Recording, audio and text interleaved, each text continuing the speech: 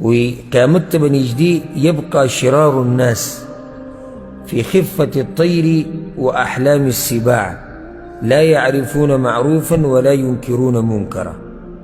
قیامت ته به نږدې داسې خلک پاتې شي چې هغوی به د څاروو د ځناورو په شی دي، نه به صحیح خبره پیژني، نه به غلطه پیژني، نه به روا پیژني، نه به ناروا پیژني، او د ناروا رد به هم نه کوي بلکې ناروا به ورته ښه ښکاري.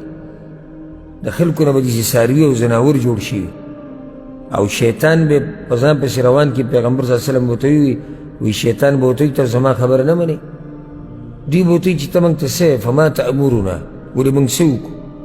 فیأمرهم بعبادة الاوثان، هغه به ورته د بوتانو د بندګۍ دعوت ورکړي. نو دوی به هم په دقه بېدینۍ کې او هم په دقه نافرمانیانو کې پراته چې پیغمبر صلی الله علیه وسلم وی ينفخ فی الصور، نو شپېلۍ به وویلی شي یا دې شپېلۍ کې به پوکې وکړی شي.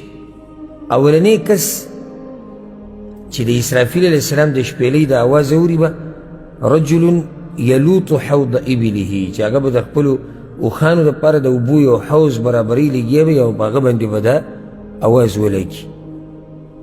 نو دی به بېهوشه شي، مرګ به پرې راشي، ویصعق الناس، او بیا به یې ټولو خلکو باندې دغه بېهوشي او مرګ راشي. دا حدیث امام مسلم راوړی دی. او سبحان الله دا به داسې اچانک کېږي دا هر څه. الله وایي ما ينظرون إلا صيحة واحدة تأخذهم وهم يخصمون. الله وایي دوی انتظار نه کوي مګر د یوې چغې، هغه چغه به دوی داسې اچانک رانیسي که نه چې دوی به لګی د یو بل سره به مبارزې کوي، بحثونه به کوي او دا چغه به پرې راشي. فلا يستطيعون توصية ولا إلى أهلهم يرجعون. نو دومره وخت به ورته میلاو نه شي چې وصیت وکړي، اکدم به د دې سره په دوی باندې مرګ او بېهوشي او ګبراهټ راځي. د وصیت ټیم به هم نه چې دوی یو څو خبرې وکړي. ولا إلى أهلهم يرجعون، نه به ورسره دومره ټیم چې دوی خپل کور ته واپس راشي. الله وی مخکې ونفخ في الصور فإذا هم من الأجداث إلى ربهم ينسلون. او بیا به په شپېلۍ کې پوکې وکړی شي، نو دوی به د قبرونو نه ټول راپاسې خپل رب طرف ته به روان. دا آیت کوم صورت کې دی؟ سورت یاسین کې. فإذا هم من الأجداث إلى ربهم ينسلون. دا آیتونه مې دې دپاره وایي چې دې نه هم دا ښکاري چې شپېلۍ کې پوکې څو پیرې دی؟ 2 پیرې دی. اگر که شیخ الاسلام ابن تیمیه رحمه الله او بعض نور علما هغوی دا وایي چې دا 3 پیرې د شپېلۍ کې پوکې به کېږي او شپېلۍ به وله کېږي.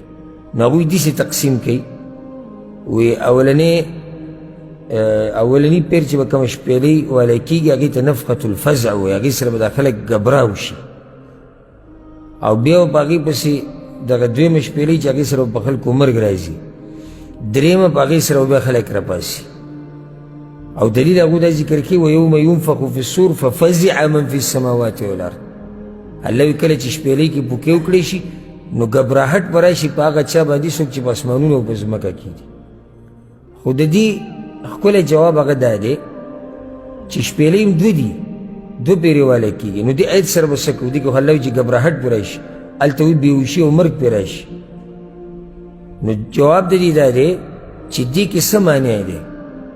داسې خبره خو نه ده چې نشي کېدی چې د دې اولنۍ شپېلۍ سره اول به ګبراهټ راشي، په ګبراهټ پسې به مرګ راشي.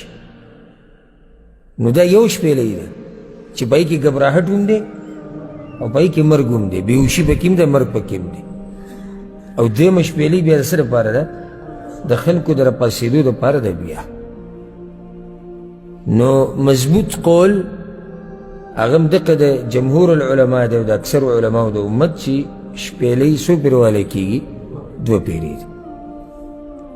دې نه بعد بله مسله به ته ذکر کړو، هغه دا چې د دې 2 شپېلو په منځ کې څومره مدت دی. نو حدیث کې خو داسې راځي، امام مسلم راوړی دی پیغمبر صلی الله علیه وسلم ما بین النفختین 40 د دې دوو شپېلو په منځ کې 40 دي. قالوا یا ابا هریره 40 یوما، ابو هریره ته خلک وایي ابو هریره وی 40 ورځې یادې؟ وی نه. وی 40 شهره، 40 میاشتې یادې؟ وی نه. وی 40 سنه، هغه وی نه. صرف دومره خبره ابو هریره رضی الله عنه کړې ده چې دوو شپېلو په منځ کې 40 دي، او دا دلیل د هغوی په تقوا باندې دی چې څومره خبره ورته یاد ده دومره کوي. دا ورسره د ځان نه لګي چې ورځ دي که شپه ده که کال دی، هیر شوي تی دي یا پیغمبر صلی الله علیه وسلم نه هم دقه شان اورېدلي، دې ته وایي تقوا د هغوی. او دا بس نن سبا راپاڅېدلي په حدیثونو کې شکونه پیدا کوي، نو که دا داسې شوي او که دا داسې شوي، نو جواب یې دا دی چې دا ستا په شان دروغجن خلک نه وو. هغه راویان د امت او هغه علما د احادیثو د امت چې هغه مشهور دي په ایمان سره، په تقوا سره، په رښتینوالي سره، هغه وایي ستا په شان دوکهباز او دروغجن نه وو. هغوی د یوې خبرې خیال کړی دی، د یوې خبرې د صحابه کرامو نه واله او بیا دې سره زه د دې مشهورو محدثینو پورې. نو که دا وایي داسې شي او که دا داسې شي، دا اوس دی د خپل ځان خبره کوي. دی په خپله کیدی شي چې په دین کې دروغ ووایي، کیدی شي په الله او د الله په پیغمبر دروغ ووایي، نو بیا د امت په دغه علماو چې هغوی دا حدیثونه موږ ته رارسولي دي، د هغوی په باره کې هم دی دغه ګمان کوي کوم کار چې دی کولی شي. او الحمدلله موږ به ګوره صحیح زموږ به تقواداري صحیح، خو که موږ خبره شروع کړو نو پکې زر پیرې احتیاط کوو چې الله خیر چېرته د خولې نه هم داسې خبره ونه وځي چې هغه الله ته نسبت کو الله نه کړي یا پیغمبر ته نسبت کو پیغمبر نه کړي، بلکې دې پورې الحمدلله احتیاط کوو چې داسې خبره ونه کړو صحابه کرامو پسې هغه صحابه کرامو نه کړي.